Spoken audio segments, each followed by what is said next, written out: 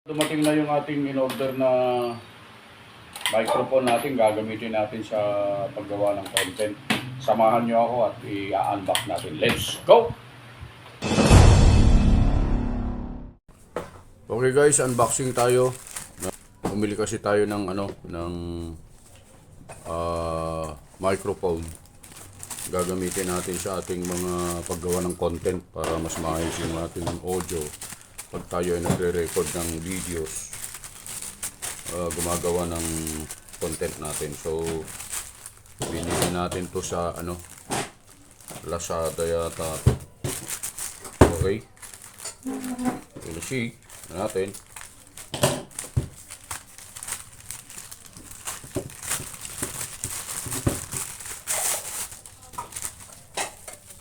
Ano naman yung balot.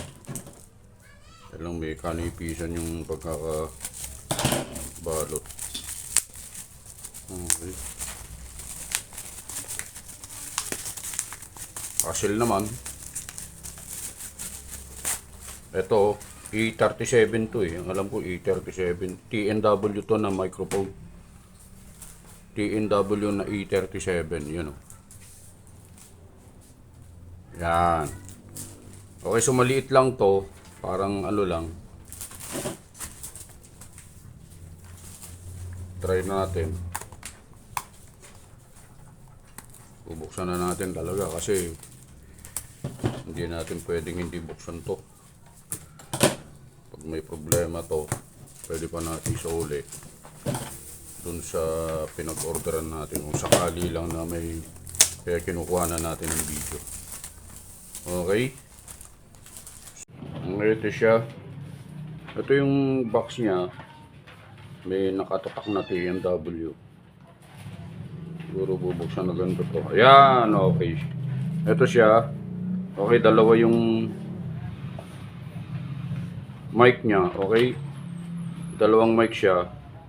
May magnet siya. Tapos ito yung isasaksak mo dun sa mismong cellphone. Meron siyang Type-C, tsaka meron siyang Type-C, tsaka meron siyang lightning cable.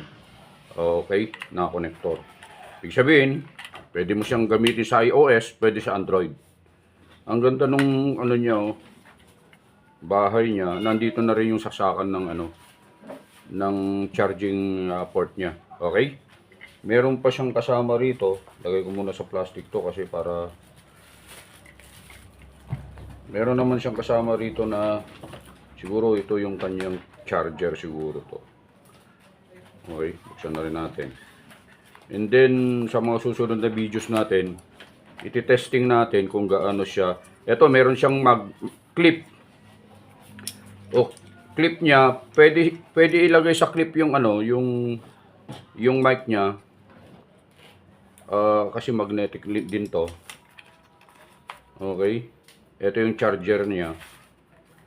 Ano ba to? Ayan yung mga kasama niya, okay? So meron din siyang kung lalagyan mo ng pinakatakip yung microphone, meron din siyang dalawang kasama. Okay? Tapos meron siyang pinaka supot. May kasamang supot pa. Okay? Tapos natin lahat. Ito, dalawa yun, tsaka supot, charger. Ito yung sinasabi ko, pwede mo siyang, halimbawa ito, pwede mong dikit na ganyan kasi lakas ng magnet tapos ilagay mo na ito sa damit mo. Okay? So sa mga susunod na videos natin, sa reviews, i-check natin kung kumusta yung performance niya. Okay? Kung nagustuhan nyo yung video, paki-like and subscribe naman yung ating channel, Just Vlog. Susunod natin yung reviews, testing niya sa mga susunod nating videos. Thank you.